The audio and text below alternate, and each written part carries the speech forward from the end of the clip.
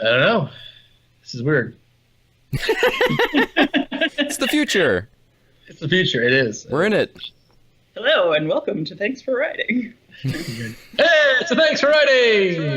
84th annual Halloween special! This year starring no one. Just the hosts. And special guest, Coaster Cat. Hi. Meow. Meow. I came out of this one. Uh-oh. Wah, wah.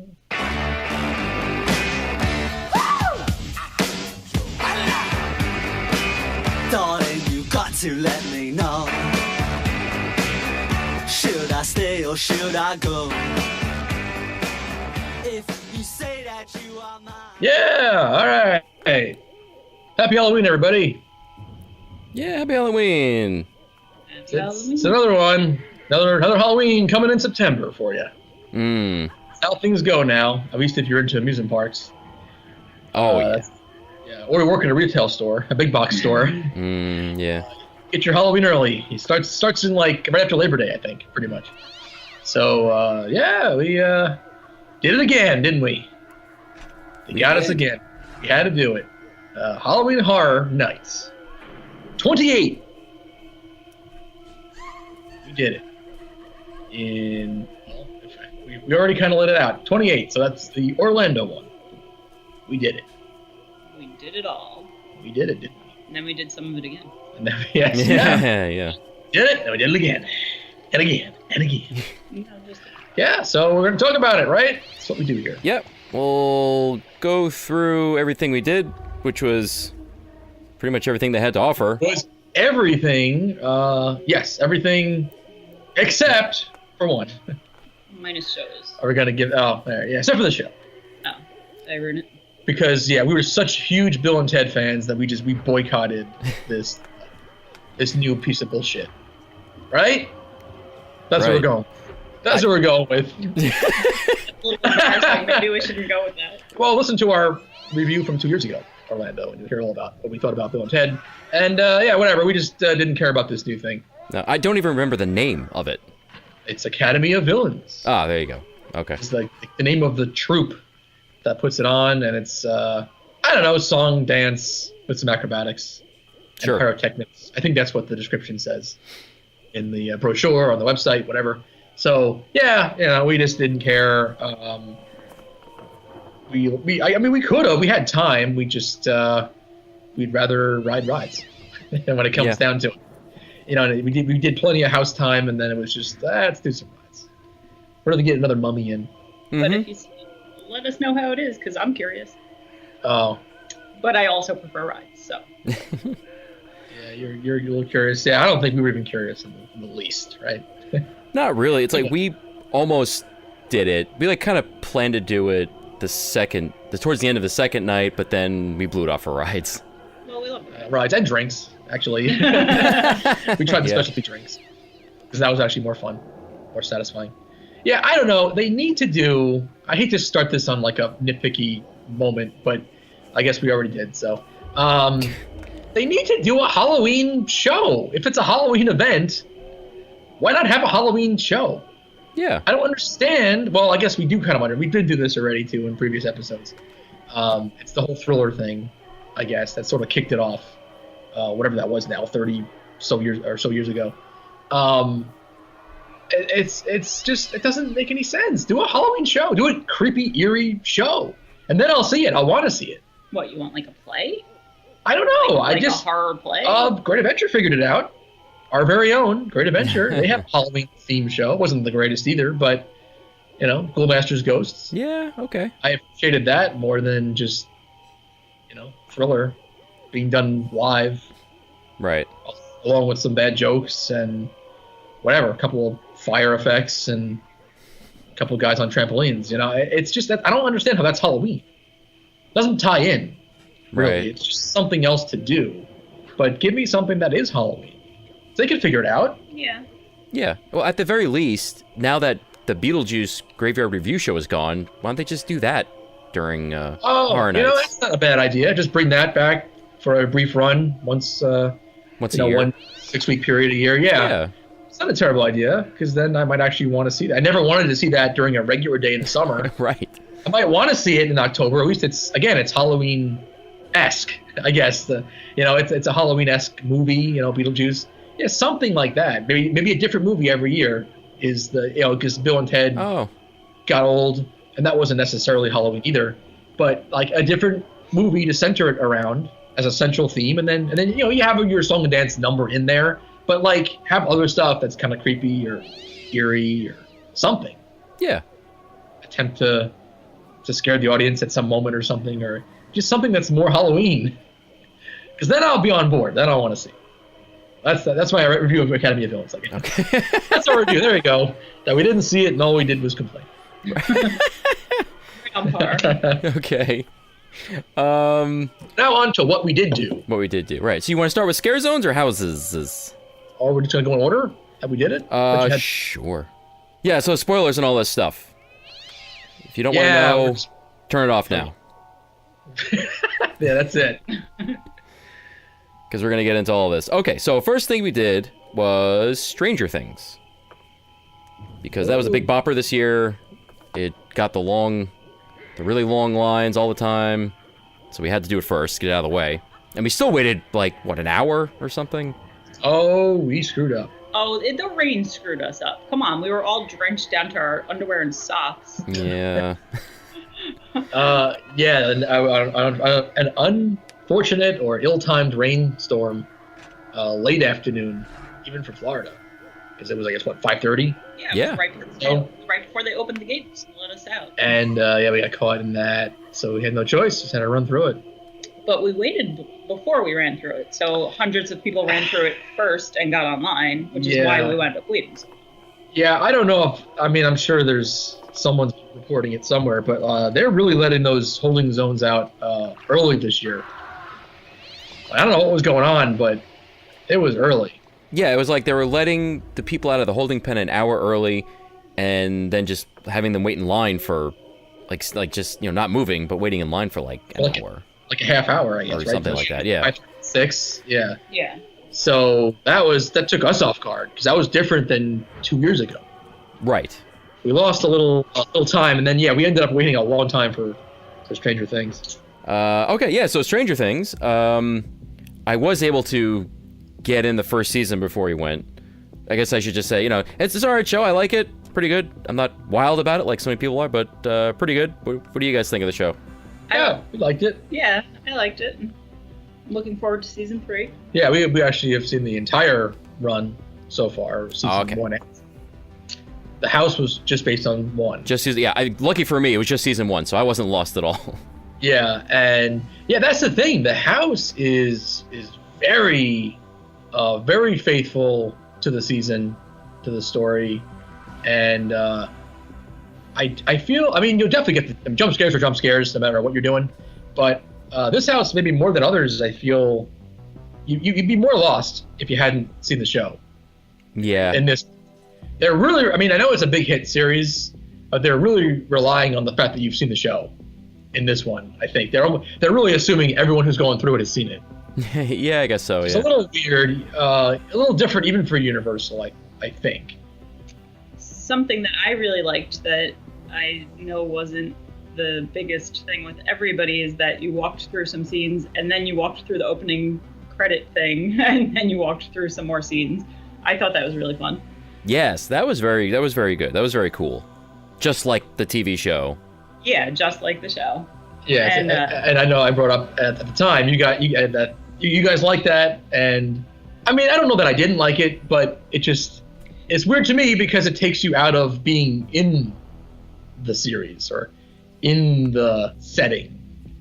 So it really is like you're just supposed to be watching it. Yeah. It's like you're watching the haunted house and some of the characters are coming out of the screen at you, but it's not like you're in it. Yeah. If you're seeing the opening credit scene. But I am a big TV person. I had seen the whole series so far before they had announced that was one of the things. And then when he told me, I was so friggin' excited. And then I rewatched it with him. But I don't know. I was excited, and I like that they made it like you were stepping into an episode, not that you were stepping into their world, but you were actually stepping into an episode. I like TV too much. Yeah, it's a different style. It's okay though. It's cool, and I think more people are going to agree with you guys. Yeah. Anyway, I think more people are liking it the way it is. Mm-hmm. Like I'm watching the show in some kind of a hyper realistic way. Yeah. Instead of worrying about trying to get themselves transported into the world, like I'm one additional character in the show. Yeah. It's just a different way to go about it. I guess it's easier. It's easier to just do what they're doing. Instead of trying to incorporate a new character To try to- the audience into Because the show. yeah, you're never alone in there anyway. There's people in front of you, people behind you, people in your group. So I do get it. It's easier to just immerse you into it. Like it's some kind of hyper realistic VR experience. The or future of something. TV. Yeah. Where like the things are It's being behind you and in front of acted you. out around you. Yeah. Yeah. So that's that. Yeah, that was cool. Yeah, a lot of Demogorgons in your face. Those are the main scares. And just like the regular characters jumping out in front of you saying their lines. Like, Yeah. They found a way to do like I don't know what that stuff is like. It's not ash, but like weird banter of the underneath. the stuff floating in the air upside down. Boop. effect. Yeah. Yeah, they did that somehow. That was cool. Yeah, I don't know. They never explain what it is in the series. Yeah. But I guess it's either ash or some kind of organic matter. It's toxic to humans, so 'Cause it's very okay. like isn't the entry portal to the upside down very organic? It like Yeah, it like well, regrows itself every time someone goes in or after they go in. I guess. Yeah. Not Goofy sure. and goofy and it's like fines and goop or whatever it is. Yeah. That seems to be kind of semi-alive. So Yeah. I don't know if that's some kind of organic matter or whatever, or just ashes or whatever. But they simulated that really, really, really nicely. You get that. You get a little bit of everything, really. I mean, they did everything that I've already heard even before we went. Like it's all true. They did a great job. all the Yeah. people with blood gushing out of their eyes. That was great. Disgusting all at the same time. They did that. They did a really good job of finding people to play the characters that kind of look like the actors on the show. Yeah. Right. Yeah. Especially the kids. They found people that were, I guess, short enough and looked young enough, and looked like the Right. characters. Right. Yeah. I mean, they did like wigs and I guess makeup to finish it off. But yeah, they looked like them enough to begin with. Yeah. Yeah. It worked. It was you're going by sort of quick.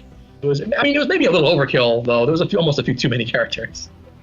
After a while, Just about everything. some of it was a little fan service, I think, just trying to get so many of them in there, and they had what it seemed like it was just audio lifted from the show that they were mouthing. Okay.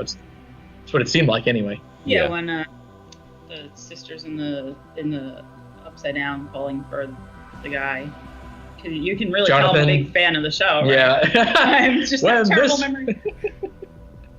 Yeah, when the girl's looking for the guy, and yeah, sure. All right, what's the sister's name? You got one of them. Nancy. Nancy. When Nancy's calling for Jonathan, that sounds like it's straight from the show. Yeah, it was good. It was just good. Solid haunted house.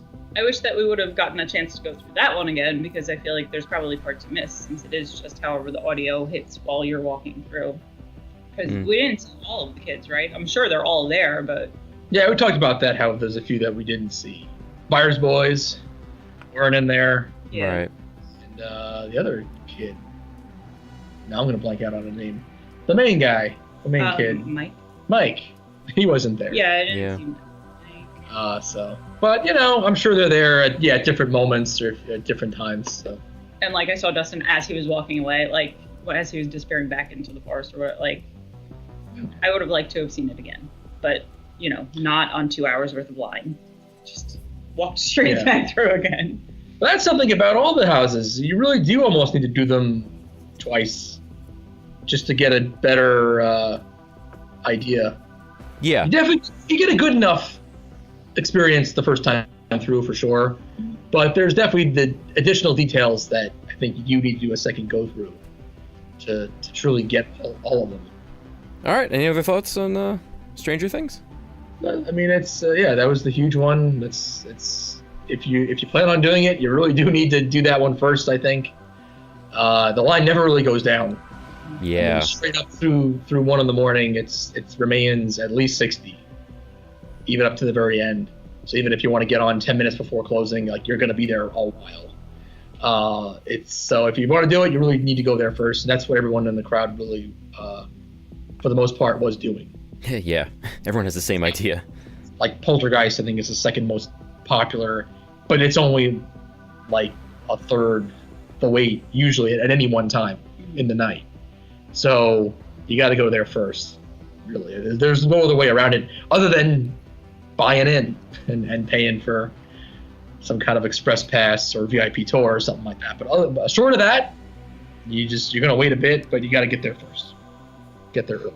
And I just wonder if they'll do that again. I wonder if in the tradition of, at least with Walking Dead, where they did it like 5 or 6 years consecutive, I wonder if they'll do season 2 of the show Stranger Things next year. Yeah, I wouldn't be surprised. Yeah, I wouldn't be surprised either because there's so much merch for that show. Oh yeah, and everybody was wearing a Stranger Things shirt or something referencing the show. They're selling so much of that shit. Yeah. There was a ton of shirts and even like full like jackets and things, zip ups. None of it cheap, and they're making a killing. I tell you. Coffee and contemplation. Yeah. What are you saying? Somebody bought a mug. Are you saying that I bought a piece of merchandise for Stranger Things? Yep. Maybe. What? What's wrong with a little coffee mug? What's wrong with a little coffee and contemplation? Absolutely nothing. It's perfect for me. I don't do mornings. Knows me. He knows I don't do mornings. All right. So next one we did was Poltergeist. So we tried to hit the 2 most popular back to back. This one, it was a little different than the other houses. They went a little more abstract with this. Well, you should say based on the original. Yes. 1980. What is it? What year 1982. again? 2, right? Yeah. Movie. With the Craig T. Nelson. Yes. Vehicle. Oh no, it wasn't that. Yes, it was. Yes, not based on that remake. That's supposed to be really awful. No remake, no sequels, nothing like that. No. I would have loved to have seen the sequels, but I think I'm probably the only person that would have liked to have seen that. Well, now that they've gotten the original out of the way, they could. I know, but nobody likes those sequels. It's the only issue. No one likes Halloween 4 either. You know, I thought that, but apparently it has some fans. I don't know. I'm not sure if I buy that, but it might. Who knows? Yeah. But anyway, did Poltergeist. Like I said, they went a little abstract with this because they didn't really tell the story of the movie like they did with Stranger Things. They just kind of picked out their favorite bits, and they put them out of order too. I'm not sure why they did that, but yeah, they throw in like the scary clown and a lot of like bigger props in this, like big demon heads and stuff, or this giant clown face too. There's a lot of big kind of props in this one. Oh, those were cool. I like those. Yeah. Giant floating head that will lunge at you at a certain point. Yeah, and it comes like close too. Yeah, like everything does, really. It's close. Had a little bit of that rain effect when you first start the house. Yeah, I forgot about that. Starts near the end of the film. Yeah, really weird. So yeah, it starts with You son of a bitch, you left the bodies and you only moved the headstones! You only moved the headstones! Why? Why? It was cool, but yes, it was immediately confusing. yeah. It kind of set the tone for the whole house that this is going to be a little bit of a different one, a little bit of a weird one. Very much I don't want to say opposite, but very different than Stranger Things, where it was just going to tell, not the whole season, but from like the second half on the story. When things start ramping up and get really eerie, it starts at that point and then really just tells that story. In the Poltergeist house, yeah, it was all over the place. But it sets that up for you right away. It's like, really? They're starting here? Yeah. And then, but then like there's a clown room later on. Right. It's an earlier part of the film, and then I knew they had to do it. I'm glad they did it. The face peel off. That was towards the beginning of the maze. They don't start with that, but it was towards the beginning. But again, taking place after the big outdoor, when they finally realized what the housing development was built over. Mm-hmm. Which again, those things happened before that in the movie. So yeah, it was an odd way to go about it. It doesn't not work though. No, it's like, all those things that you remember from the movie are all there. I wonder if they did it this way, like Mike Aiello and his team. I wonder if they did it kind of just for themselves to change it up for just for them. Or just to see how it worked. Maybe it's something that they're thinking about doing for more movies in the future. Yeah. And then just do it. Like, what the hell? Let's just see how this works out. And it was interesting because I did see a video of the Hollywood version of Poltergeist, and there they just straight up told the summary of the movie in order. Right, which is what they usually do. Yeah. Universal. But no, they went a little different this one. Yeah, and it was fine because you still got all the jump scares, you still got all the stuff It was cool. I mean, I'm not really a fan of the movie Poltergeist, so I wasn't so pumped for this one. So I guess in a way that them doing it in a weird way was, I don't know, it was a little refreshing, I thought. I've never seen the movie, but I think it was my least favorite house. I don't really even remember that much from it, but there was like a clown and some shit hanging from the ceiling at some point, maybe moving around a little. Yeah, that was strange. Right, I didn't. Yeah, that. They did the clown on the ceiling. Yeah. And that's all I really. There remember. was some. Yeah, there was a few different ceiling gags throughout all of the houses. They did a little ceiling action this year, which I liked, even though no one ever looks at the ceiling. No, like the classic vinyl album. Where have I seen that? I've seen that somewhere. See if you can find that album. It's somewhere in Universal Studios, Florida. The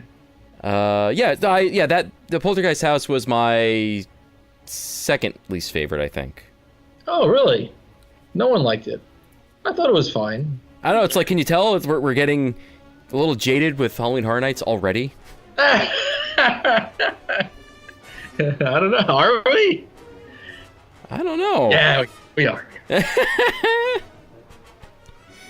All right. Anything else on Poltergeist? I scraped my leg up in there.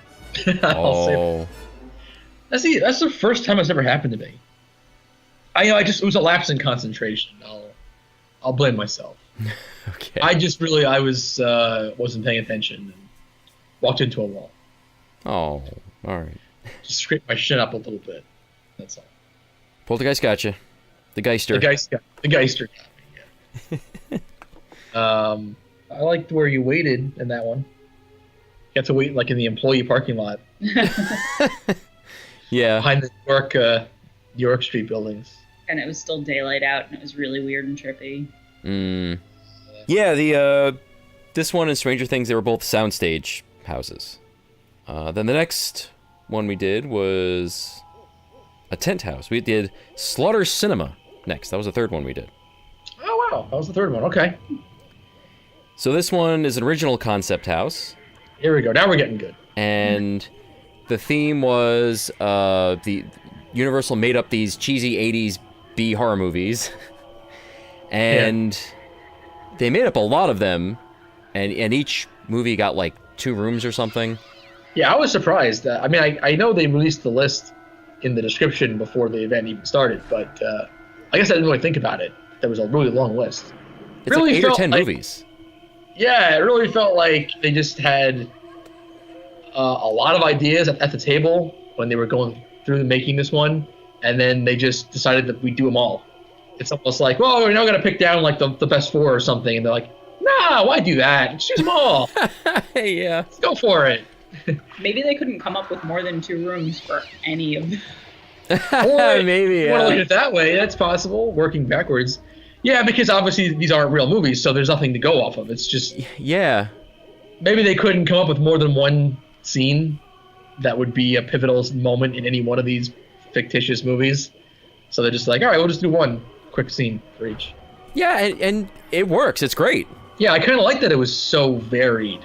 I enjoyed it. It was fast-paced, is what it was. Yeah, so they, this one was cool because the waiting area, the queue, part of the queue, you can see they have a, like a little fake drive-in movie setup where they would show trailers to the movies that you're about to step into, and a couple of cars parked out front, and it smelled like popcorn, too, right before you walk in, because you enter it like, it's like a box office with like movie posters. And it was cool that we did that twice, because the first time we didn't get anything in that very first room, but the second time we did it, a guy popped out of the movie poster. Scared the shit out of me. Yeah, that was good. I was expecting it the first time and it never came, so then the second time I was not expecting it and it totally got me. Yeah, that was cool. That was great. It was some like, I don't know, like old Chinese guy or something with claws or something like that. I don't know what it was, but it scared the shit out of me. That was cool. It was unexpected. You were still, you could still see the daylight behind you in that room. Like you weren't totally in yet. So it did feel like it was just a setup room, and it's like they wouldn't do a scare here, right? Because it's like still partially outside, and then they do, and it really does get you. It's very effective. It was very good. Yeah, and you know, all the movie ideas they came up with were really pretty funny. Like the werewolf bikers, devil dogs was the name of the movie. Yeah. Or which one? One of those guys in the inside. He got me. Yeah, the second time I went through, one of them got me in that room. They had pumpkin guts and it smelled like pumpkin pie in there. It's like a killer pumpkin guy with a knife. Oh yeah. Midnight snacks. Midnight Snacks. Midnight Snacks. Midnight Snacks 2.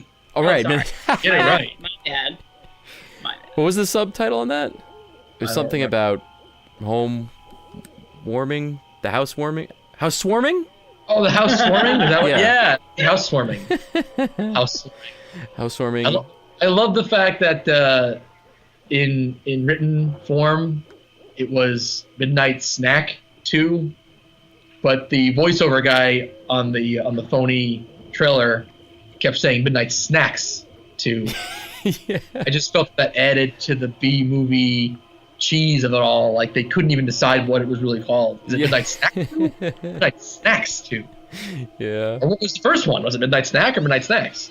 Right. You don't know. And I really don't know if that was just an honest fuck up. Like when they were doing the voiceover, I'm sure this was all done, fairly quickly because it was supposed to be cheesy. Did they just not know what they were going to do with it yet? Or did they? Or did they do that on purpose? I don't know. It's interesting. Yeah, yeah. But it's a fun detail. I like the fact that it worked out that way anyway, purposeful or not. But that was cool. They had little. That was another big prop, another big head that moved in your face. Yeah. Giant midnight snack. Yeah, a giant midnight snack. Before you left that particular part of the house. Yeah, it was like kind of a Critters knockoff or something, just like furry creatures attacking you. Looked like Critters, yeah. A little tribbly. Yeah. Trouble. Oh, I just realized. What was the barbershop one called? Oh, Barber Chop. Barber Chop. Barber Chop. Okay. Take a little off the top. That was great. Just the poster was great. Yeah, it's just a severed head with scissors in it. Like there's an end like cross-eyed. Yeah. It looked kind of like Artie Lang. Oh, he did. Kind of, There was great, Shitty's Kids. Great. Shitty's Kids. Kids. That was awesome. Yeah, it was like a Chuck E. Cheese kind of scene with kids attacking you. And they really willed out old arcade games. That was really cool. For that and for the Devil Dogs bar scene, where there was like an old NASCAR pinball game.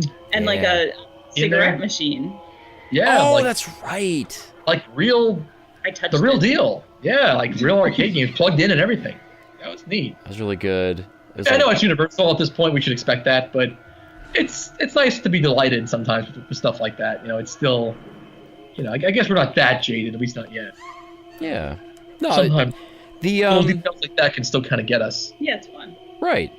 What was it? Amazon Women from Hell or something. I can't remember the name of that one. Oh, like some sexy. Yeah, that one was hot. Some sexy scares. Yeah, like nasty alien faces, but like yeah. But like super sexy, like skinny booby, Canadian weird sequin bikini thing. Yeah. That one, right? Yeah, a lot of cleavage there. It was very good. Yeah. Very good. Cult of the Beast Baby. The Beast Baby, I yeah. forgot about that one. That was one of the best trailers for being the cheesiest. Yeah. I love that name too. It's a good title. Oh, it's a great one. That was a cool room too. With there really wasn't any central character scare, right? It was just the whole room would change over. It would be like the baby sitting there and some, I think, just like cloaked characters, and then all of a sudden it would like the baby's eye. It would go like red or whatever. The baby would show its true demon form or whatever. The red eyes. The cloaked characters would, I think, their eyes would light up or whatever. The music would change. I really don't remember that one. No? Nope. I remember all the cloaked characters, and it was like you didn't know which was a real person. Yeah. Okay, that sounds familiar. What? Oh, a swamp yeti. That was the last room. Swamp Yeti. Giant, like Bigfoot type creatures in a swamp. That was a great house. I liked how they did Those it. were all of them. Yeah. The transitions were just movie posters for each. Yes, that was cool, and a voiceover guy. Oh, and a voiceover guy. Yeah. Yeah, now it's in the title. Yeah, no, that one. This was my favorite house. Wow. Okay. It was really good. Yeah, because it looked like they just had a lot of fun with it. I loved the humor that they mixed in because it was funny, but of course they jumped out and scared you. So I think they balanced that very well. Yeah, this was a cool one. I'm not sure if I know what my favorite house was. This could definitely be in contention. Maybe we'll figure it out by the end of the episode. All right. Okay, so the next one we did was Halloween 4, The Return of Michael Myers. Where was Halloween? Halloween 4. That was Shrek. It was in the Shrek building. Yeah, Oh, in okay. that impossible space okay. Yeah. that I don't think it exists except for Halloween Horror Nights. They Yeah. open that portal up and they create some space somewhere. It's weird. But anyway, this was cool. This was very faithful to the movie, where they just kind of did a summary of how it went. This was all you. Yeah, we have not seen that movie. Yeah, I made sure to rewatch 4, 5, 6, H2O and Resurrection before I went. I don't know why you did that. Why did you go that far? Well, it was like an excuse to see those movies again. I hadn't seen them in a long time. Well, I mean, the way they're going, they may do one of those next year. Yeah. Are they gonna do 5? Well, they're gonna do the newest one, right? Oh, that's what. Yeah, I guess so. I didn't even know what's happening until I think the plane ride back.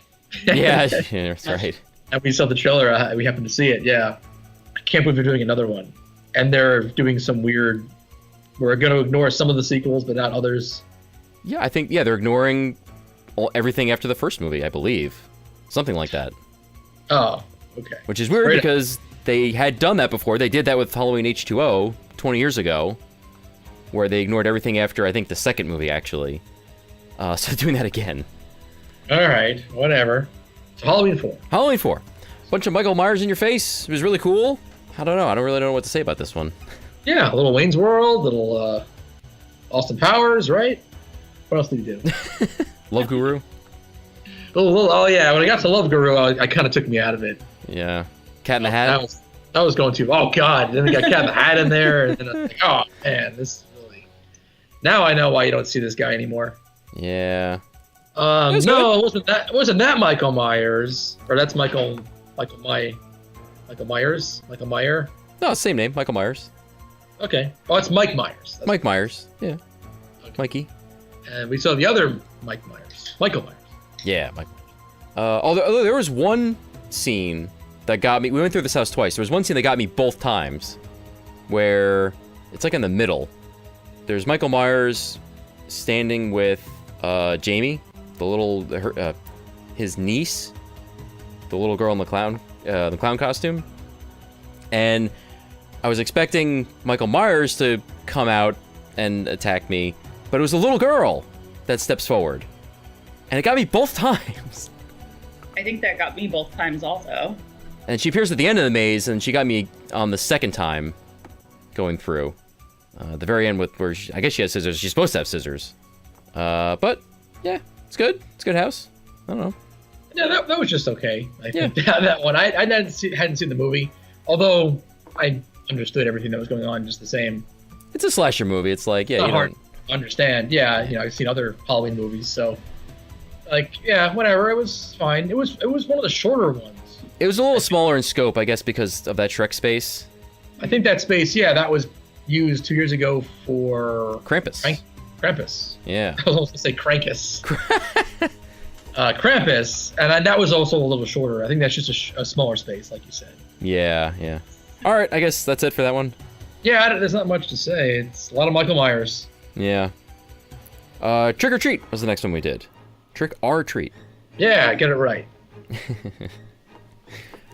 Based on a movie that came out about 10 years ago. It was supposed to be released. Is that old already? Yeah, it was supposed to be released in theaters. For some reason, at the last second, they pulled it, and like a year later, it got a straight-to-video release. But it gained some sort of a cult following. A lot of people like that movie. It's one of those anthology horror movies, like Creepshow or something, where it's like 4 or 5 mini-stories, and they're all loosely connected. And I thought they did a good job with it. You could definitely pick out all the stories that are in there. They don't do them in the same order as the film, but it doesn't matter because they're all their own story. This one, a little bit of texture, a little bit of ground texture, a little spongy outside thing going on, where the kid's puking. Yeah, that's right. Yeah. And it's funny, I didn't quite realize it until I guess we went through the maze, and thinking back on the movie, there's a lot of child death in that movie. It's a little weird. Yeah, again, like Halloween 4, this was all you'd seen it. Neither one of us have, but you were explaining it to us more on the way out, actually, I think, than the way in. Oh, okay. And it was sounding pretty dark. I think like you hadn't even realized it until you were vocalizing it later. Yeah. Oh yeah, this is pretty dark, actually. It's all about like killing kids. Yeah, a lot of kids die in that movie. It's very weird. Yeah, they did a very good job with this one. I like this one a good deal. They managed to have a big prop of the bus that crashed into the bottom of the quarry. And bust half into the ground. Yeah, that looked really good. A lot of I think his name is Mr. Krieg, the Brian Cox character, has like a shotgun or something. He pops out a lot in the beginning of the maze. A lot of Sam, or Sammy, as I was calling him. That was the best part of that house. Yeah, because he's like everywhere. Yeah, that made it so fun because it was just every time you saw him, Sammy! And that was a little weird because he doesn't just appear everywhere like in the movie. But in this house, he was kind of everywhere. Yeah, he was interspersed in all 4 stories. Is it 4? 3 or 4? Yeah, it's like 4. It's supposed to be 4 or 5. I can't remember. Anyway. Yeah, he was everywhere, though. That was cool. Yeah, I like that. He's a creepy little character. Yeah, no, I thought it was cool. I like this one, actually. Like, it could have been an original concept, for all I knew. Yeah. Like, I mean, I knew going in it wasn't, but it could have been, and it was fine. It was fun. It was good. I liked it a lot better than Poltergeist. Yeah. So next one we did was Seeds of Extinction. This one just sounded kind of stupid because it's like killer plants was the idea. Well, was this not our like least anticipated one? We weren't even going to do this one, I think, and then I don't know what happened. And then we went over there and we did it. Yeah. Well, I mean, we always intended to try to do all of them. Well, yeah, but like it was one of the ones that it was a low priority thing. Yeah. It's gonna get cut, and right. And we did it, and waiting in that line was weird because they have that thing, the projection, and it tells you what's going on. And we anticipated maybe it was not actually plants but bugs, and we were all a little more creeped out. And then yeah. Yeah. And then it was totally plants. I think this one actually, I got the most scares because the characters were able to blend in with the scenery so much more. Yeah, this one was interesting because, yeah, like you just said, usually the characters are hiding around a corner or behind a curtain or something. This one, they're like out in the open, but there's like against the walls. So all of a sudden, like the wall would move, and that was very effective. That was cool. That was cool. It was camouflage. Yeah. Camouflage. We had to walk over a roof. Yeah, It was. oh yeah, that was cool. Yeah, it was cool. It was amazingly simple and probably not that unique or that incredibly creative in the end. After the whole thing now, it's like I'm still not, I don't feel that great about that house. Like, I'm not really thinking that was one of the great ones. Mm-hmm. And I think mostly because of that, because it wasn't, like, there was so many different ways they could have went with that, and they kept it simple. But at least in terms of the short term, just when you're in there and the actual experience, keeping it simple, I guess, was smart because it was effective. And you get a lot of scares, a lot of close quarters. There was a lot of moments with, and I don't know that it was even intentional, but just the way it worked out, where some of those plastic leaves, all the fake plants around you would just kind of touch your arm or your leg or something. But it's a creep out moment when you're in a house like that. Well, right. It's like I wanted to like avoid those stems or leaves that were jutting out into the pathway. I want to like kind of scoot around them. Yeah, and then there was a couple different moments where they put like a rubber pad like hanging from the ceiling, like in the center of the walkway, so you had to like push it over and like it would close the walkway in even more. It would kind of be at your back, and then you'd be forced to kind of be closer to the plants around you. And that one was weird too, because as you were walking in, they were telling you to go 2 by 2. They were telling you not to go single file. They wanted you to be, right next to somebody, so you would totally be brushing against the stuff even more. Yeah, it's very sneaky. I mean, nobody listened really. Like pretty much right away it went single file, but yeah, that was kind of funny. No, I think there were a lot of good things in this one. I liked this one a lot. There were, like you mentioned the roof thing. They had like a part where you have to like walk on an angle, like you're walking on a roof. That was a little awkward and different. Yeah, they had a crashed airplane that you walk underneath with like a guy hanging out of it. Yeah, they had the rain effect in there too. At one point there was, I think it was just kind of like wood chips or something on the ground. I don't think it was meant to really simulate anything, but I started to step on them and I thought maybe it was supposed to be like bugs. Oh. But I don't think that was intentional. I don't know. You never know. Because it was like, I think really supposed to be just part of the scenery. You mentioned it already, Kat. In the pre-show kind of sort of video, kind of slides, I guess. It was like slides. They go through like the 5 stages of this extinction of mammals and plants taking over because of an alien spore or something that lands on the planet. And the final stage, it says how like the insects also thrive. Yeah. Like they mutate and thrive or something like that. And that's why we all looked at each other and were like, oh shit, it's an insect house. Yeah. That's what it is. Like, now I know. And then it really wasn't. So, and maybe that's just our own fault. Like we got ourselves psyched up for something. I know we were all partly secretly glad that it wasn't. Yeah. That's just creepy. That's a real creep show. I'm sorry, it's Creep Show 2. That's a real Creep Show 2. Now, that was the first one, right, with the cockroaches? Yeah, that was the first one, yeah. At the same time, I still kind of wanted one room of that. At least. Just to see it. Just to kind of see what Universal can do with a bug room. I kind of thought that, like, because if they had the humans dressed up like bugs, I don't think that they would have been able to do that well enough to actually freak me out, because then they just start to look comical when they get so big. Well, no, I thought they'd have like real giant hissing cockroaches or something, like in cages on the sides, like behind like plexiglass, something or other. So like totally out of your way, like totally technically safe, no different than an insect house in a zoo might be. But in a haunted house setting, it would be really fucking creepy to have those there behind plexiglass on either side of you. Even just for one room. Yeah. So as much as I didn't want it, but at the same time I almost did want it. Just like why not? And they didn't do that. At least not that any of us saw. Yeah. I think there was just like some ambient bug, creepy, gross bug noises. I think was part of the soundtrack.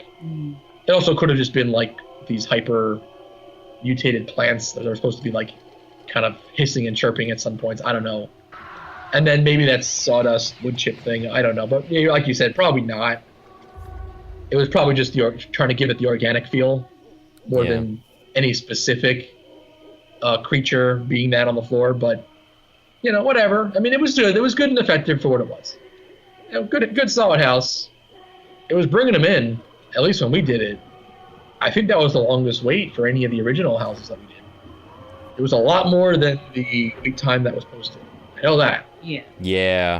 It was posted at like 20 minutes and we waited like 40 or something. It was like double. Their wait times were not accurate at all. It's either significantly less or significantly more. Yeah, it's something that I don't know if they just couldn't keep up with it or if they really just didn't know what they were doing. I think they just can't keep up with it. We saw it ourselves. There's this weird people kind of rove around in packs almost throughout Halloween Horror Nights. At least the couple nights that we were there, where like a line would be noticeably short when you walk by at one moment, and then like 10 minutes later, if you happen to be walking by again, all of a sudden like doubled in length. Like that many people would just get on that one house line. It's weird. It's one of those things where I think it's impossible for any system to keep up with posting those wait times accurately. Kind of makes you wonder if they should not even bother doing that. It's fine for the regular operating days and the rides. I get it, but for Halloween Horror Nights, maybe don't even bother anymore. I feel like you can't do that though. It's too entrenched. Yeah, now you have to. We like it. All right. Even if you like it, but it's not accurate. So what does it mean? I don't know. It's a false sense of security. It's a head game. It's like you think you're on this, and it's that, and then sometimes it's a pleasant surprise, but sometimes it's not. Yeah. Yeah. And unfortunately, because it's different every year, you never really can truly gauge the line when you walk on it either. Well, yeah, maybe that's what they're having trouble with. It's not one of their regular queues, so they just don't know. If the queue line is up to a certain point, they just don't know how long that wait is, because it changes all the time. Yeah, I mean, we did go one of the first weekends, so. Oh, there's that too. Maybe it gets better as it goes on. Yeah, could be. I also wonder how much it can change based on like who's walking through it, because like some people like to walk through it really slow and take their time, and then other people just like run through as fast as they can. Oh yeah, that is true too. So if you get a lot of those run-throughs, or like a lot of those take your time people, that could change a bit. Not a ton though, I wouldn't think. I don't know. Never mind. There's a lot of factors there. Yeah, it's not a ride where it's like the ride is like 3 minutes and 35 seconds long. It's like it could vary to walking through these houses depending on who's doing it. You're right. Yeah, and then they have the VIP tours that they stop the line for sometimes. Yeah. Your express holes. Yeah. All right, so the next one we did was Dead Exposure. This was okay. The zombie house. This year's zombie house. So this was you have the backstory, right, B? You read it, you figured it out. Yeah. This was kind of cool. It's a prequel house to a house they had done, I don't know what year, some year before we had been going to these events. And I guess in that one, it was, I don't even remember where it was set, but it was set, I think, somewhere in the U.S. So now this is supposed to be a prequel to that, where it's the beginning of the zombie virus. You're going back to the origins of it. It started in Paris sometime in the 1980s, kind of keeping with the 80s overall loose thread of a theme that went through this entire Halloween Horror Nights. And, but yeah, so they stuck with it. You're supposed to be in Paris, so the signs are in French. There's some audio, at least before you enter the house, that's in French. And so it's the beginning of, I guess, when the virus first breaks out and the first people are infected. And this is where they, even though it's the beginning, though, they've already established a vaccine, apparently. Yeah. To make you immune to this virus. However, the side effect is you temporarily lose your sight. So a very detailed backstory here. And then the house itself is meant to simulate as much as they can the temporary loss of your sight. which I guess is not. It's not 100% lost at any one point. It's just like your vision will go in and out, essentially. So what it ends up being is a lot of darkness and a lot of kind of strobe lighting, not with any kind of predictable pattern either. Just constant random strobing. But it seemed to almost be like blacklight too, right? It was kind of strobing blacklight because there would be elements of the scenes and the costumes of the characters that would also kind of interact with the lighting. So it was very much a lighting house. It's kind of like the dark house, but also kind of like a lighting house. And they made what I thought was very good use of it. I thought they did a great job with this one. Yeah, this was probably the most intense maze of the event. But yeah, because of all that lighting, and it was really difficult to see in there. I kept bumping into the person in front of me because you flat out can't see for portions of the maze. For large swaths of time, yeah. Well, it seems like large swaths of time when you're in one of these houses. Yeah. I'm sure it's just a few seconds in actuality, but very intense. It creates a very, very intense atmosphere. I think it was really cool. This ended up being my favorite. This was a particularly loud one too, which also added to the intensity. Yes. It's almost, again, I think, and I don't think that was an accident. It's like I said, they were trying to simulate this loss of one of your senses, and I don't know firsthand, but anyone will tell you, any book will tell you that when one of your senses goes out, your other ones become more acute. They get almost tuned up. So I think like you hear better when you can't see. Okay. So it's kind of like, I think, almost simulating that. At least I like to think so. Unless they really did just turn the volume knob up and actually not this one. Maybe they turns up to 11. Yeah. Like Spinal Tapped it.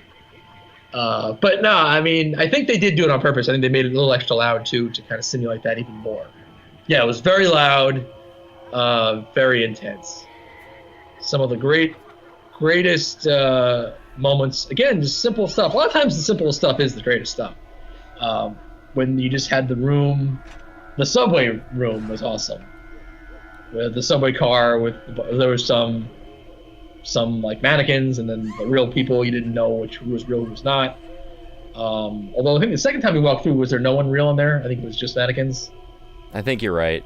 Not sure. I think they didn't have someone in that room at that moment. But again, with the trippy lighting, and then you're having to walk towards the characters, not knowing what's real, what's not, it just adds a whole other element to it. It was really cool. And then I think that's immediately followed by the room where there is like 3 characters that move towards you in this strobing light. So it's like it goes black, and then it comes back, and they're a little closer, and then black, and then they're a little closer again when the light comes back on. And that's a really awesome effect. Yeah. And was it 3 real people, or was it 2? I thought it was 2 like images and 1 real person, because in that last flash of light, the middle person like actually came out at you, where the others looked like maybe they were just on a screen or something. All right, very possible. Because that's one we did twice also. The second time around, I don't think, did it actually get as far as to jump out at us? Yeah. Oh, did it? I just missed it? Well, it just being in the different part of the... Yeah. Well, I was never that far behind you. I was holding on to you for dear life. Yeah. Yeah, for most of these. For all of them, what am I saying? But yeah, because actually I didn't get the final lunge the first time, and then the second time I did. Oh, okay. So it's just where you are. Yeah, it could be... It's just that split-second That's funny. difference. I only got it the first time. I didn't get it the second time. Yeah, because it's all... Did you get it at all, Andrew? It's all split-second stuff. I got it... I think I got it both times, I want to say. Okay. So that's kind of cool. This house, I loved so much the first time, and I feel like it lost something the second time. I didn't like it as much the second time. Interesting. Knowing what to expect, maybe? Probably. I guess so. The first, if you asked me after the first time, this was easily my favorite house, but, now I'm not so sure after the second time. I didn't like it as much. I still liked it a lot, but I think the true element of surprise helped in the first one. That's fair, because this wasn't so much based on elaborate sets. Yeah, I guess. it was So- like all the lighting and Yeah, loud music. and then once you know what to expect, it takes it out of it, takes a little something out of it. Whereas, these amazing elaborate sets, giant rooms being built, whole houses, whole buses, kind of being built inside a soundstage. That, if anything, it just gets more impressive the second time you see it. Or at least the same. It's like, wow, I can't believe they did this. Yeah, and you can focus on different things. Yeah, you I can see notice that. more things. Where a lot of it was blacked out, so you couldn't. There wasn't much. I don't know. There was was it in the first room, or I guess maybe the second room, where they're like zombie monkeys or something? We were walking past a bunch of cages. Well, they were infected. Yeah, they were infected monkeys. Yeah. But one of them was on the outside of the cage. I don't know. Yeah, jumping out. Yeah, there were a couple. I thought that was really cool. I got that better the second time we went through it, where they kind of, it's almost like they're pulsating or something, Yeah. And it's a little disturbing. One cool thing that Universal versus other parks, if they're having their shift change, they dress the guys in the black robes. You guys remember that when we saw them? And the ones for that particular house, did they not really cover up their faces? Because they just looked like black skeleton-y faces, but then in the black strobe lights, they were totally glowing and cool.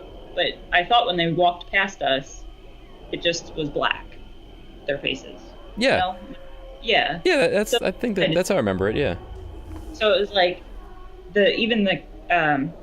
it was like glowy masks, but that only glowed in the flashing black light. That was kind of neat. Not that has anything to do with anything, but it was neat. Well, it does. I mean, it's the costumes of the house, and it was really well done. I like that one. Very intense. All right. So I guess I like the intense. Yes, Yeah. you do. I like it rough. Just like the ride. Just like the rides. Mr. Arrow over here. I like it rough. Okay. Next one we did was Blumhouse. So this one combined two Blumhouse films, Happy Death Day and The First Purge. And I think we've all seen Happy Death Day, right? Yes, no? we'd all seen or that. two of us have seen it, all right. I forgot. Two-thirds of us. I forgot you haven't seen that. All right, that's fine. All right. And none of us have seen The First Purge? Nope. Okay. Can't say I have.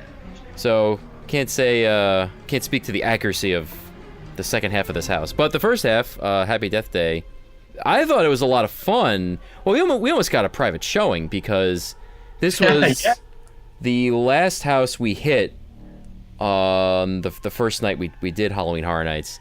And there was no wait. We just walked right in. Yeah, it was literally 2 minutes to closing, I think. We walked in there at 12:58. And so it was just a lot of guys in that baby mask, and that one, I just have such a clear memory of it, I guess because it was kind of just us. So I could kind of take in all the sets and all the scares a little better. Yeah, really, it was just the three of us in the house, and we got our own private show. It was awesome. It was awesome. It was hard not to like it under those circumstances. Yeah. It was really awesome. A lot of baby faces. That's what I'm calling them anyway. Yeah. That's why I called them there too. I don't know if that character has a name. Well, that's why I call them babyface. Yeah, I mean, in the movie, it is a person. I won't give it away, I guess, but it is, a character in the movie. Right, it's a mystery movie. Really. Yeah. There's that one particular stretch where there's 3 or 4 baby faces in a row popping out, and all of them were hitting when we got through there. That was very good timing.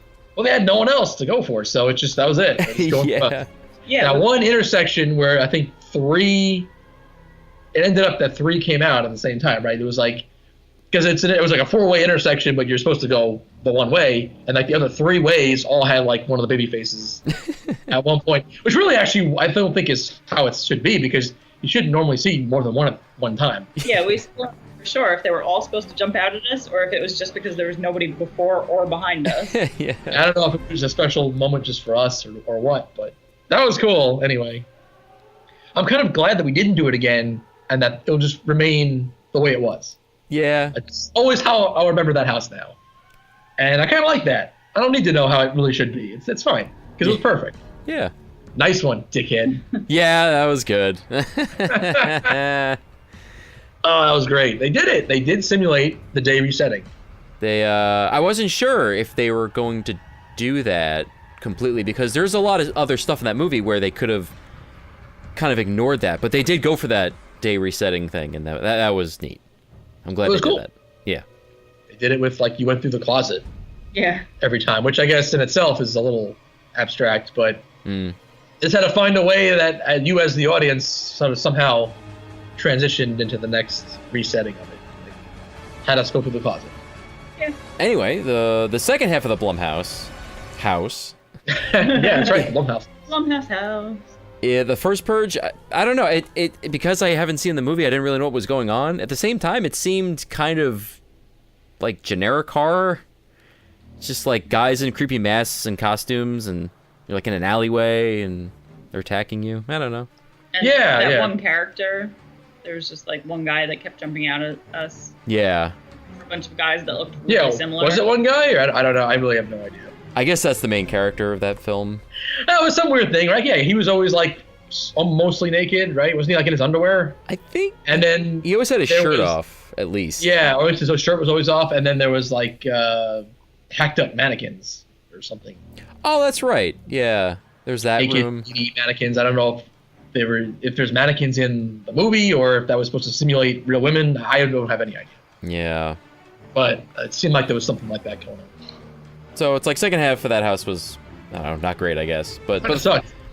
That seemed like you did need to have seen it. Yeah, that might have been better had we seen the movie. Yeah. Oh well, what do you exactly. do? So all right, so that concluded our first night. Yeah, we hit Dead Exposure and Blumhouse like right at the end, and didn't wait for either one of those. We knocked those off right before closing. That's how you do it. You got to outlast the crowd. Don't tell them that. Well, that's one of those things you can say, because it's not going to change the fact that when they're there, that they're going to get so tired that they're not going to be able to do it. Okay. You just got to be the brave, the few that just don't care. And we were tired as fuck too, but we just did it. You just got to do it. You ignore the blisters on your feet and how tired your legs are and how blown out your mind is, and you just do it because it's the only way. But yeah, 99% of people won't do that. You just got to push yourself. So then we fast forward to a couple of days later when we did our second night. That's kind of weird, but okay. 2 days later. And we started off with Scary Tales. So we had 2 houses left that we hadn't done.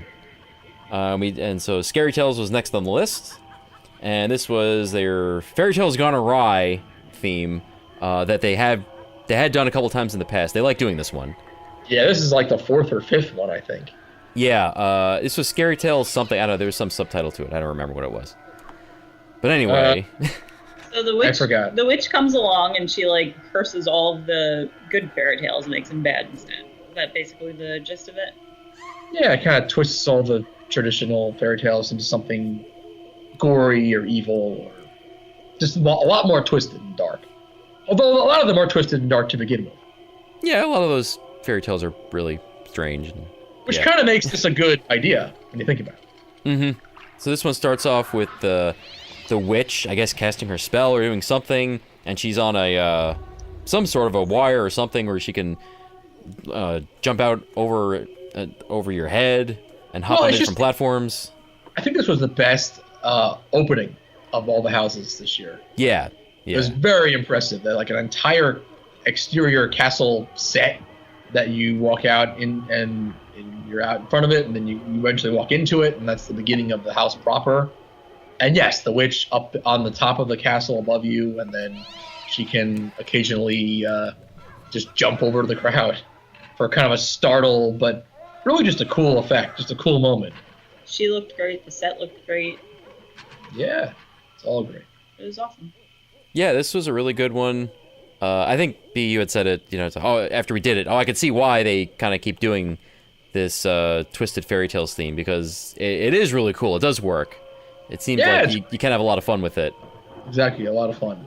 It was like not nearly as much humor as Slaughter Cinema, but equally great in its own way. Yeah, so they did, I think they did Hansel and Gretel, they did Three Little Bears, except Goldilocks is like killing one of the bears.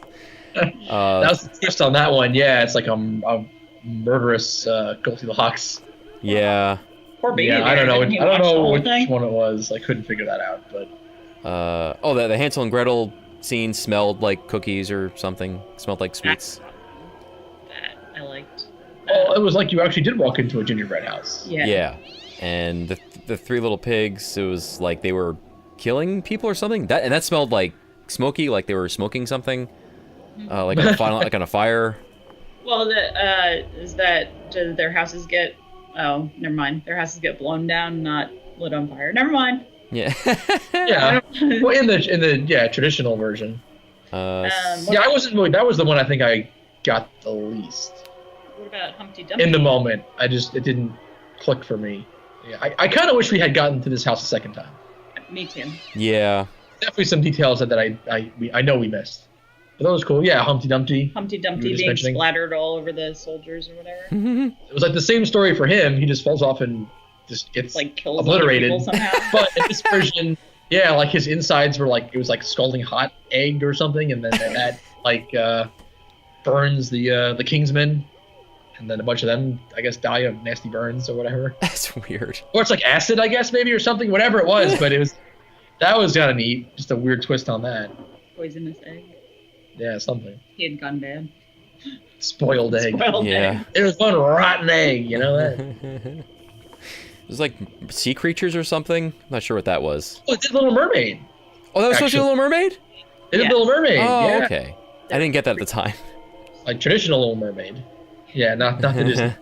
Yeah, but that ended up just being like Creature from the Black Lagoon style things Yeah. that jumped out at you from behind like screens on either side that was simulating the water, that you're like underwater. It was still. I know that sounded like it kind of sucked the way I just said that, but it was. I really thought that was cool. I mean, every room in that house was pretty great. Yeah, they had Rapunzel where like the hair was attacking soldiers or something, people. I don't know. I don't know. I didn't notice that one I don't either. remember that was yeah. kind of that got by me somehow. And then Giant Bear at the end. I don't know what that was, but And then Giant Bear, yeah, Giant Bear costume. Giant Bear. Yeah, giant bear. Oh, I'm sorry, no, real Giant Bear. Real Giant Bear. No costume, it's a Giant Bear. Yes, that was good. It's a great one. The coolest thing about that was that it was our second night, and like what a way to kick off the second night.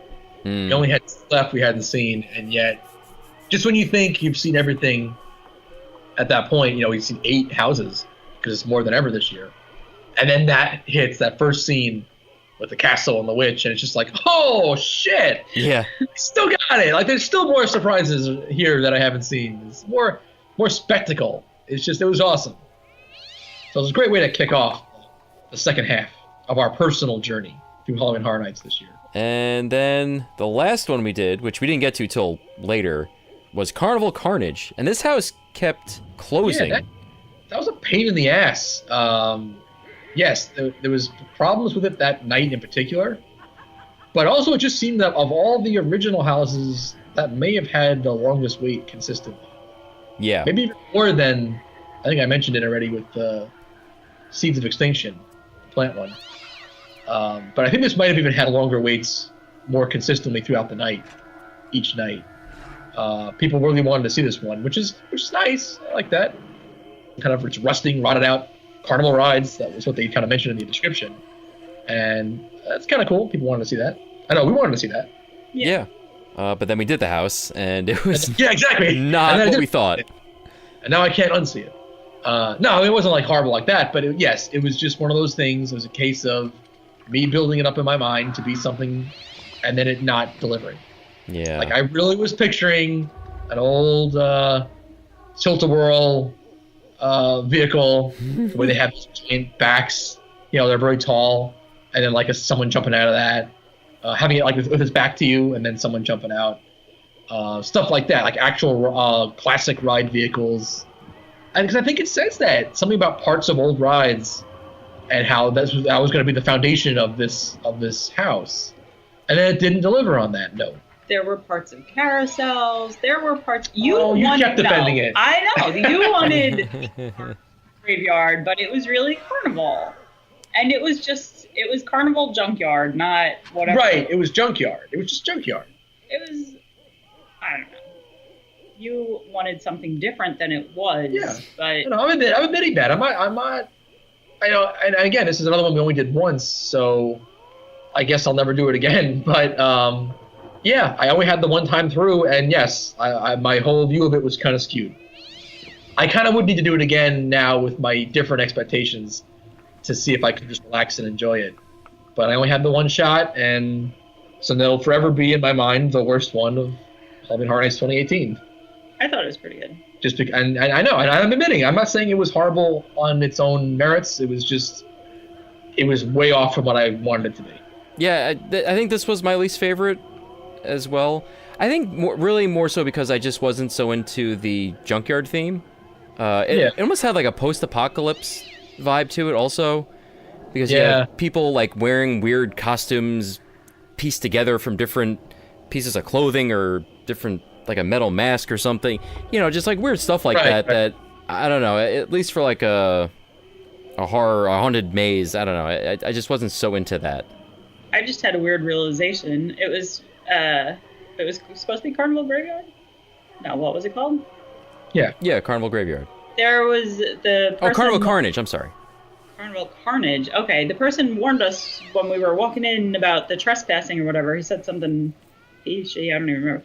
But there was all the corpses that, were hanging everywhere that said, like, something about trespassing. So I think that we all were really expecting something different than it actually really was. Well, that was part of the description, part of the story. It was like you're trespassing into this closed carnival. Okay. When you were telling me about it, you didn't mention that part, I think. Well, that's... I might not have. I mean, it was in the written... Carnival. Right, it was in the written material.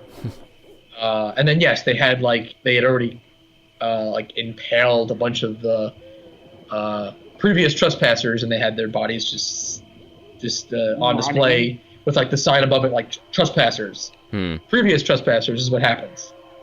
I still think the house didn't know what it wanted to be, because it didn't totally get the carnival vibe. It was more junkyard, and also, like, the trespasser thing is one thing, but they never really explained then. But why was this whether it was a carnival or a junkyard or some combination of the two? Why did this exist on its own? Is it a post-apocalyptic scenario? Like, what's the deal? Why does this exist on its own that we're able to come in and possibly trespass at all? People that are living in there never see the outside world anymore, and they just live in this junkyard, and they're all warped and crazy, and I don't know I don't know what it wanted to be, and I don't know if they knew what it wanted to be after a while. I feel like it was just sort of a mashup of a couple different ideas. That's it. We're going back through so we can all see it again. Like, if I didn't know any better, I would say that this was the 10th house they worked on. Like, I don't know at what point they were told by management that, we're doing 10 this year, guys, by the way. We're doing more this year. And, like, this seemed like it was the one that maybe was rushed to completion. It wasn't quite there yet. Maybe it was an idea they thought they'd use next year. And they just had to kind of rush it to production. Because, like, oh, crap, we need another one. That's just how it felt to me. I have no idea if that's the case, but it just felt like it could be that way. There was one really cool room, though, in that house. The mirror gag, where it looked like there was a hall of mirrors, but really the guy would, like, pop out of one of the holes where it was like, oh, I thought that was a mirror. It's not. The guy pops out of there. Yeah, the simulated mirror maze was awesome. Yeah, that was really good. Yeah, that was very good.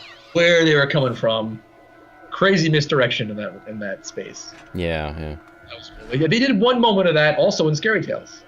The final scares with the witch, when she comes back around at the end, where also they use, like, the mirror misdirection gag. Okay.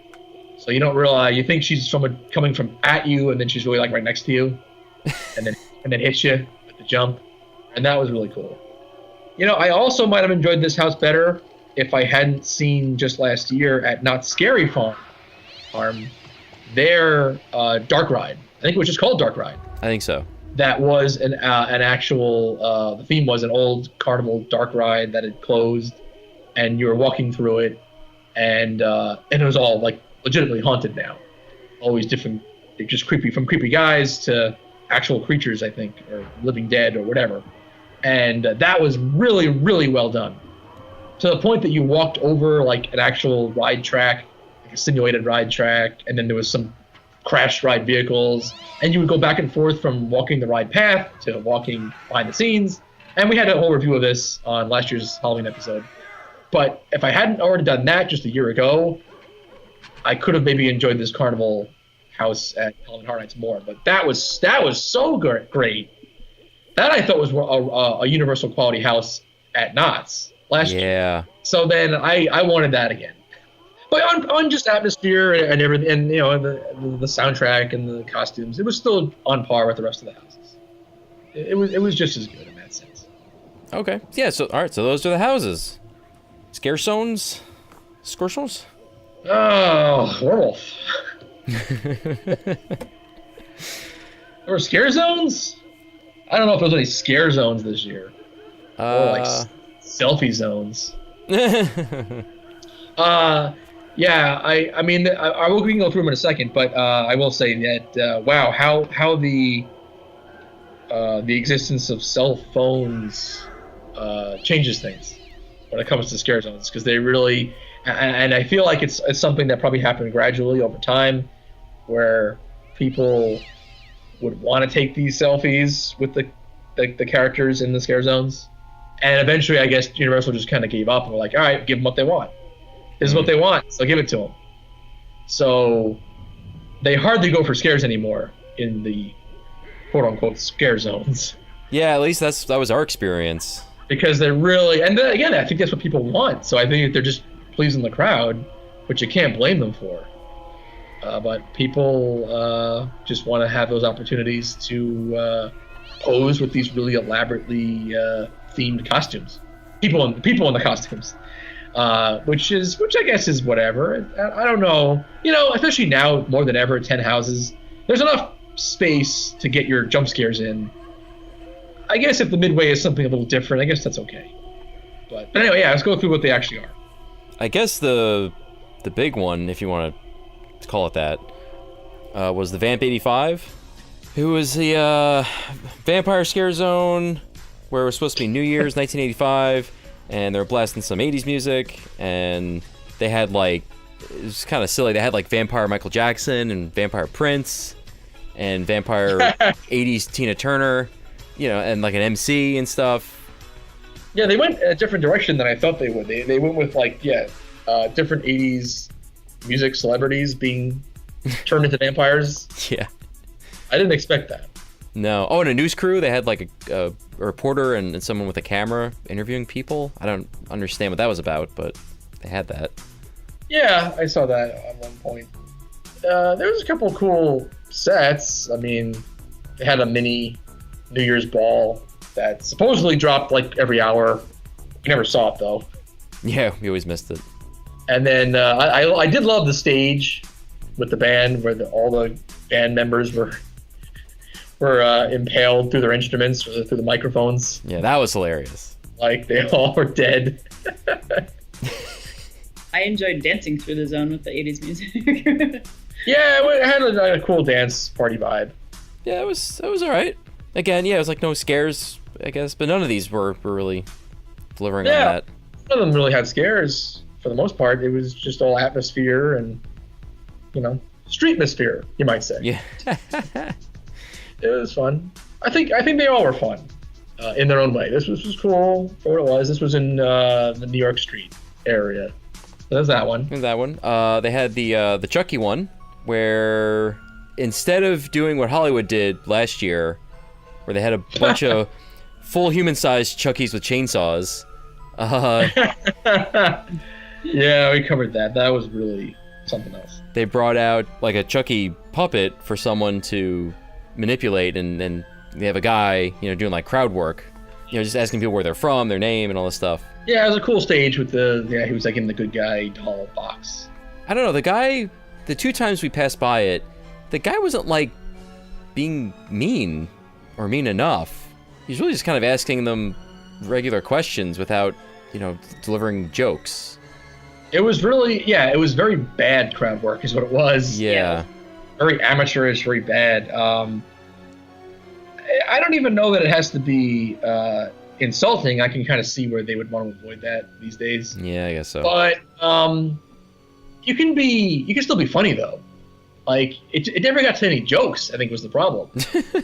Regardless of whether it was insulting, he never would get to a joke. It would just be, "What's your name?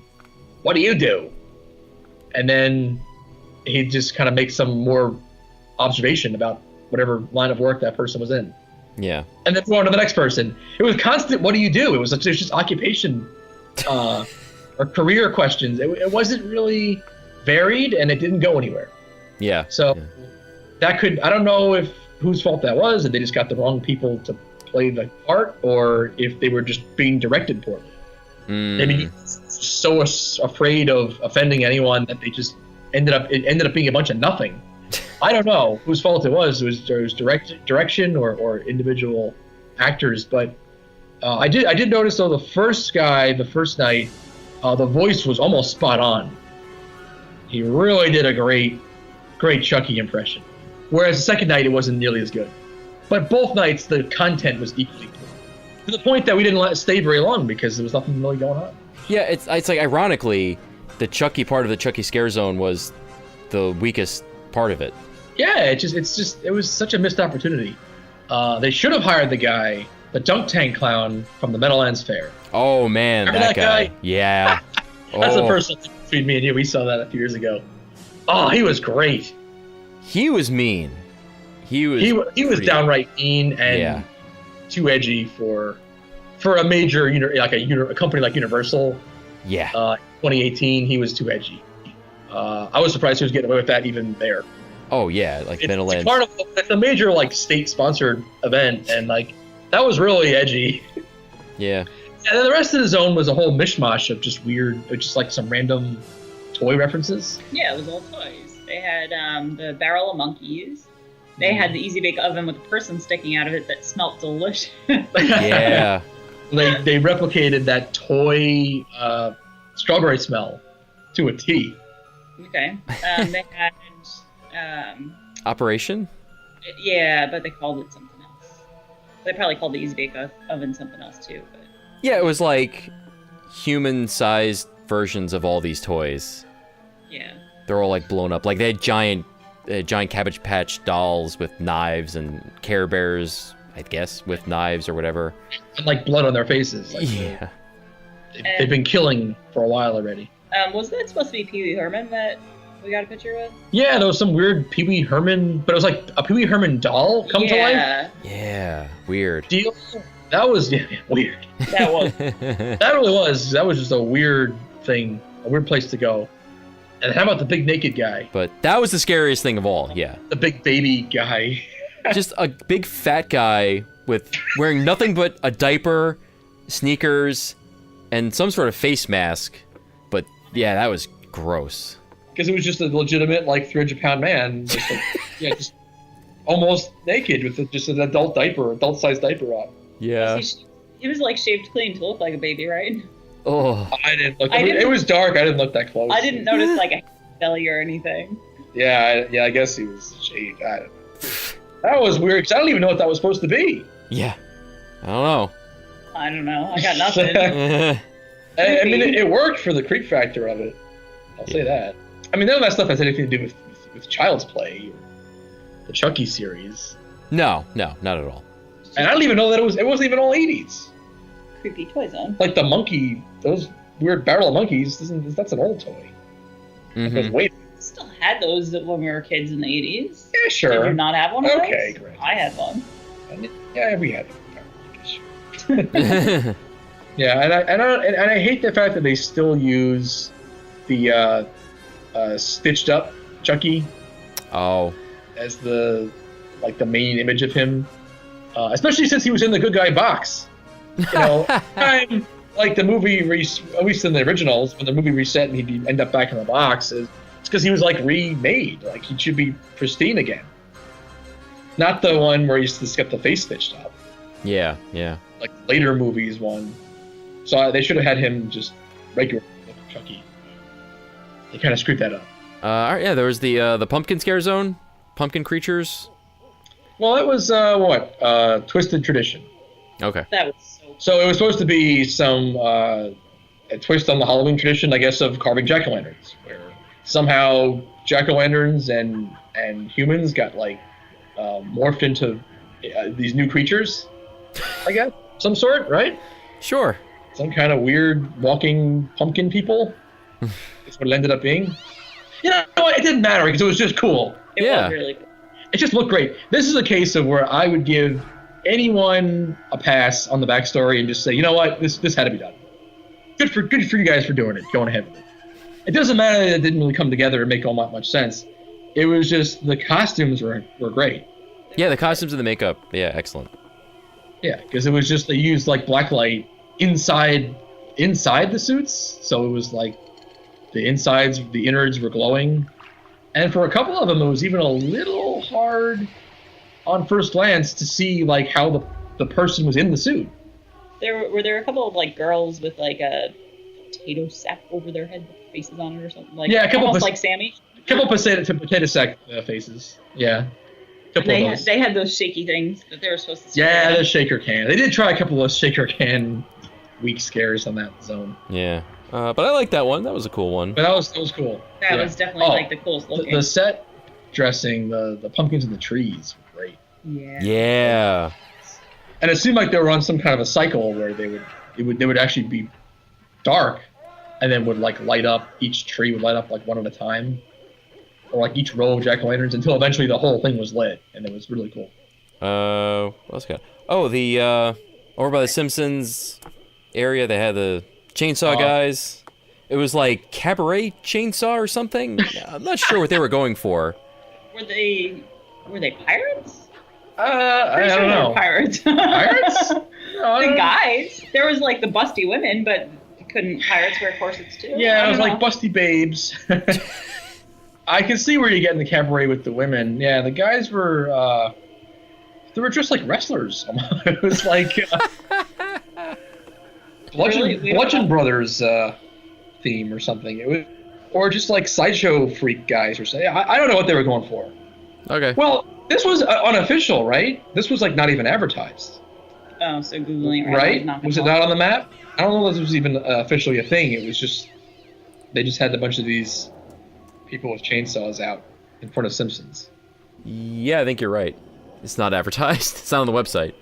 So it almost didn't have to be anything. It was just whatever they wanted it to be. Yeah, it was That got me twice. Pretty sure he Yeah. was a pirate at least. Maybe not the rest. He was a real pirate. Both nights, same guy got me. The first night he just like stood next to me, Yeah, you really didn't see him. and then the second night he jumped out, right? Yeah, he was a creep. Yeah, he's a real pirate. This is just his side job. Yeah. My real job's a pirate. Arr. There So that was... whatever. Yeah, all right. They are good people for these things still. Oh yeah, absolutely. Yeah. There was the scare zone in the very front of the park where you first enter. That was the Harvest. So that was like mainly guys in like old gunny sacks or something, and a couple of large pumpkin creatures with. Those giant funny arm jack-o'-lantern guys. Those Yeah. were Whoa. the guys on the stilts with the like The big giant arms. twig arms. Yeah. Those guys were really cool too. Those They were could've been really in that pumpkin zone. Cool when they were in the zone. I think the problem was our first introduction to them was as they were walking in at the beginning of I think the second night that we were there. So we saw them like coming in from the side, I guess, from backstage, and it just looks so goofy. Those big arms. As they're being like each of them had like a handler helping them, escorting them into the zone, and it was just like, oh, what is this? This is silly. You know who these guys look like? That it just occurred to me. They look just like Jack Pumpkinhead from Return to Oz. Oh yeah, kind of. Like the pumpkin for a head, and then just like long, lanky stick arms. Yeah, look it up, kids. Look up a picture of Jack Pumpkinhead from Return to Oz, and that's what they look like. Oh, these guys were like jackass pumpkin heads. No, we did get a really good picture with one of them. That was one of our selfie moments Yeah. Okay. where we finally broke down and just started doing it. Like, what are you gonna do? You know, everyone else is doing it. Yeah. These guys aren't going to scare you. So I thought that was a decent scare zone. That was weird. I mean, I don't think I would say that. This was definitely weak. I mean, I guess I get it. It's like an introduction to the whole thing. Because I mean, the set was just like a fence with like one little set for each of the houses. Mm-hmm. 5 on one side, 5 on the other, where they would just have a couple of props that would kind of symbolize that house with like a poster for that house. I mean, do you need that? No. In 2018, where everyone sees everything on the internet before they go to the park anyway, like, why do you need that? This like hallway of like intro to each house, and plus, at least half the crowd doesn't even enter through the main gate anymore. At least already do, but during the day before that stuff's all fully set up, or before they remove the tarps that are over them and you can see it, because you're in the park already, and then you go wait in your holding zone. I don't know. I just don't think that's needed. I think they could have used something else there, just personally. That looked pretty cool. The costumes. At least the pumpkin guys were kind of neat, but the whole idea of a scare zone that's just like that year's event themed is just a little. I don't think you need it anymore. Then the last scare zone was Killer Clowns from Outer Space. Oh, certainly not. This one, they didn't even bother going for scares. This one was just pure silliness. Yeah, all the others they like tried and just failed. This one they didn't even try. They would just occasionally try when they were free, because again, as soon as someone walked up with the camera, they would oblige and they would go for that. Yeah, well, this scares them more than any other one. People wanted pictures with all the clowns. Yeah. Well, I mean, they did it. It was like the movie makeup. They did it. It was the costumes from the film. Like, they had them. There was one woman walking around trying to scare people, and she walked past us twice, and I pointed her out twice before you even noticed. Oh, they had. So, like, that was not very good. It was, it was one of the victims, a victim of one of the clowns that was scaring you. But yeah, it was the movie Clowns, and plenty of great little touches, like the cotton candy pods. Ball sacks hanging from the lamps. Yeah. They had those, and they had the ice cream truck. They had really cool. It was some kind of, I don't know what they were making the bubbles out of, but they had like a smokiness to them. Like that was smoke neat. Bubbles or fog bubbles. Okay. It was like bubbles made out of like the fog juice. So then when you popped them, a little smoke cloud came out of the bubbles. That was really cool. That was awesome. About that. And they played the song like on a loop. Yeah, the only thing with that scare zone, it seemed a little small. It just didn't seem to encompass a very large area. It was like half the size of the other ones. I don't know why, but it was that weird, like the very end of the New York area, or like where New York starts to meet with the San Francisco area. Yeah. Just not a lot of characters. Did they just not spread it too thin or something? Maybe, yeah, I guess it was contained. Yeah, for sure. I agree that it was a lot smaller than other ones. And this was the only scare zone that I think that used projection. No, not true. Chucky did as well. Oh, you're right. The Chucky had it was projected images of the good guys, but this one had, I think it was just a still. It was just like a circus tent. It made the backdrop look like a circus tent instead of the facades that they really are. All right, yeah. So that was really everything we saw, I think. Right? Is that it? It's a lot. This is the most ever. Yeah. We actually did all 10 houses this year. It only took us 3 times, but third time's the charm to finally do everything. Yeah, all the houses, not everything. Yeah, we still missed the show. We missed that the show. Ball drop. We did do some event food and beverage. We did try, I think, even more than we wanted to, because we were just a captive audience essentially for that first night, waiting in the holding zone, and then we ended up trying that Benny's Burgers stand, which is a reference to Stranger Things in name only. Oh, right. That was the restaurant from the first episode, but it had nothing to do with that otherwise, because it was just a stand, just a temporary stand, the same ones they have every year. And but we got a burger and a chicken sandwich, a grilled chicken sandwich, and it was fine. Neither one of us, we're not raving about it, right? Yeah. Any one of us, but I mean, it was fine. far from the worst park food I've ever had. Easily. Yeah. And then we did try what are now legendary, I hear, the pizza fries. I don't really know about that, but whatever. It was intriguing enough. I just figured, what the hell, we gotta try this. And yeah, they were not good.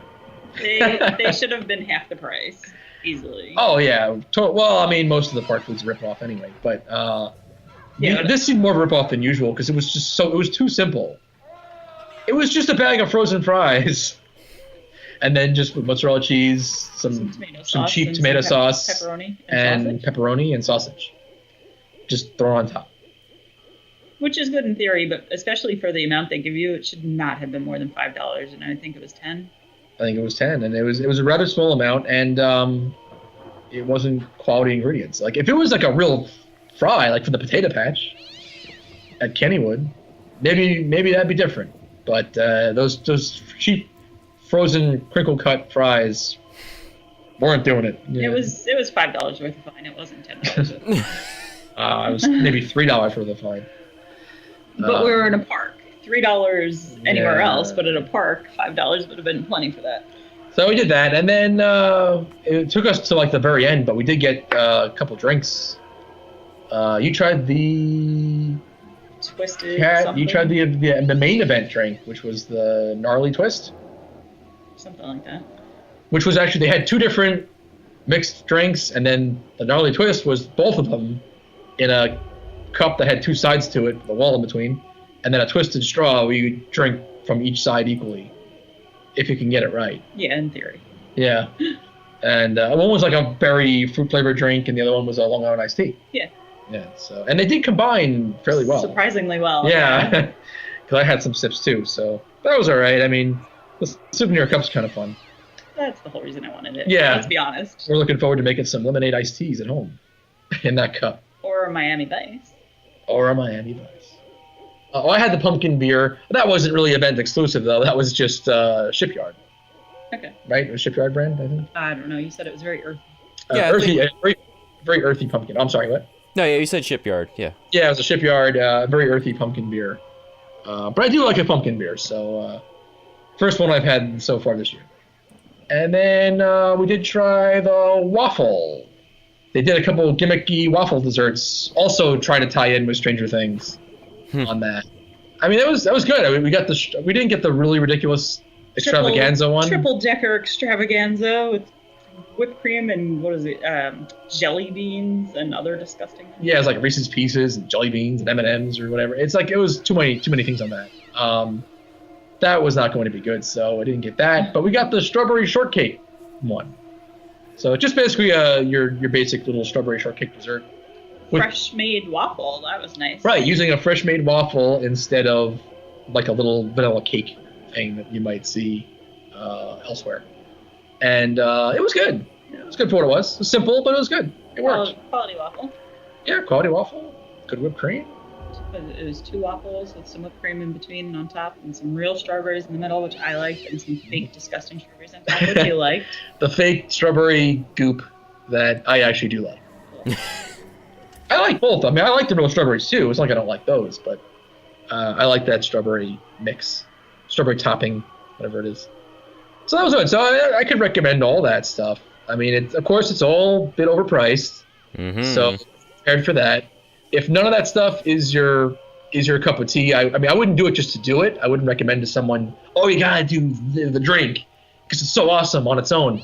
No, if it's not your thing, then don't do it. If you're on a budget and it took you all your money just to get to the event because it's expensive just to get your way in, I wouldn't say do it. But I mean, if you like strawberry shortcake desserts, I think it's a quality one, that waffle.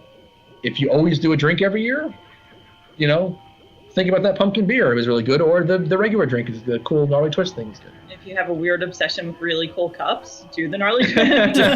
Or if, like Kat over here, just likes to have souvenir cups everywhere she goes. It's kind of worth it. The cup has an LED light in the bottom. Flashing or solid. Oh, two options. So, overall thoughts? We already started looking into booking it for next year. Oh, wow. I thought this was really good. I thought it was strong. I think it actually might be, so far, the strongest overall set of houses that I've seen. Everyone delivered in its own way. Yeah, I would agree with that. I thought it was better than 2 years ago. Even though we didn't get to see all the houses 2 years ago, I just felt like the houses this year, they were all a little more even with the quality. Yeah, there was no, like, definite stinker. Right.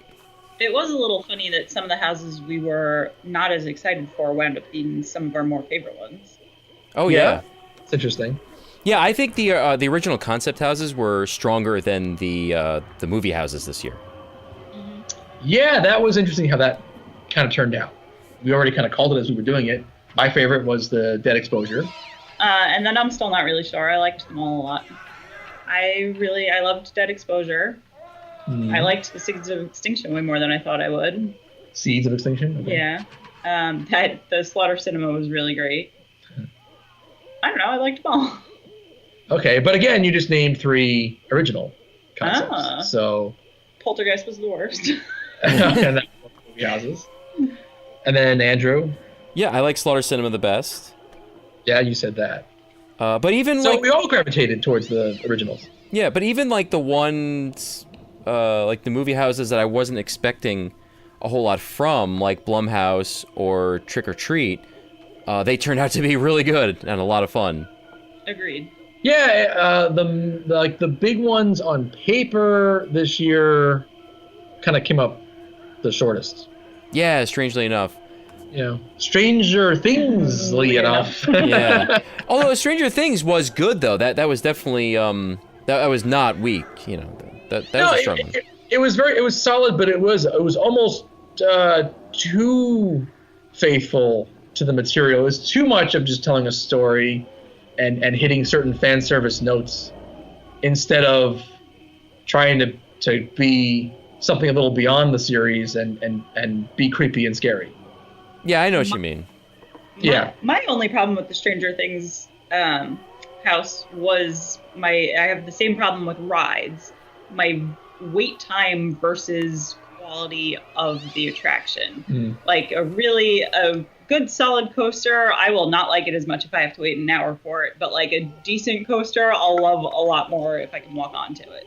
So that was my problem with Stranger Things, waiting however long we waited for it. And then like it was pretty good, but I'm not going to call it my favorite because it wasn't good enough for the wait time.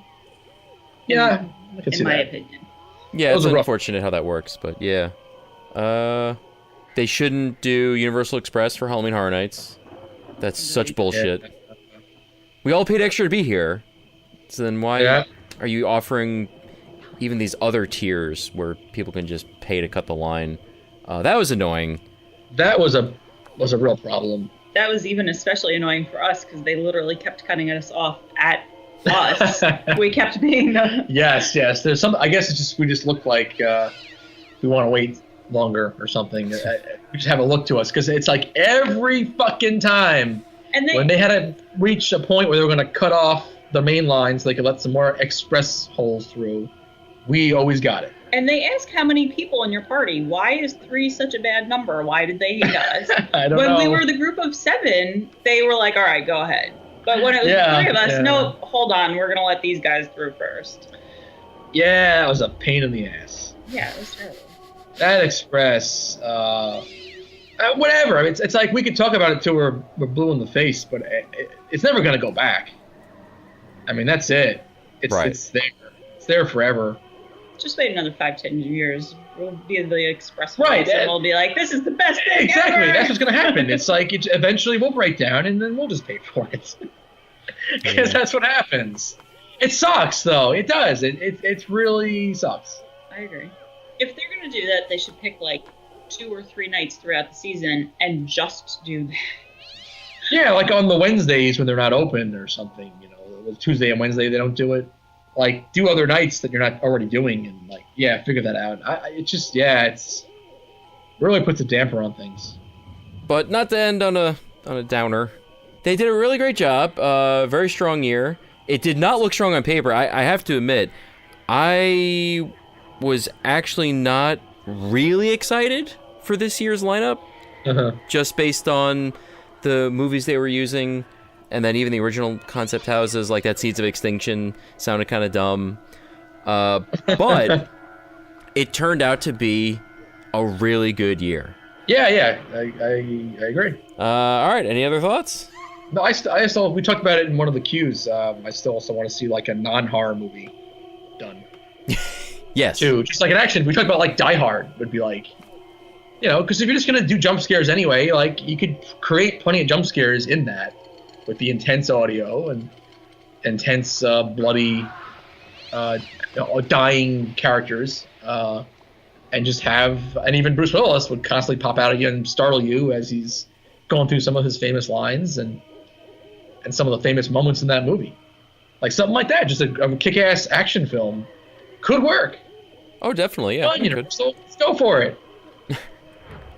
You know, you're up to 10 houses a year now, so if you just do one time, just try it, see what happens. If no one likes it, then no one likes it. You never do it again. Mm-hmm. But you know, I think they should try it once. Anyway, that ain't Gremlins. Gremlins 2. Give me Gremlins 2. Come on. Hit me. I said hit me. Thanks. Writing? 4. Ah! Happy Halloween! Oh, ho, ho, ho, ho, ho. Ooh. Happy Halloweener, everyone.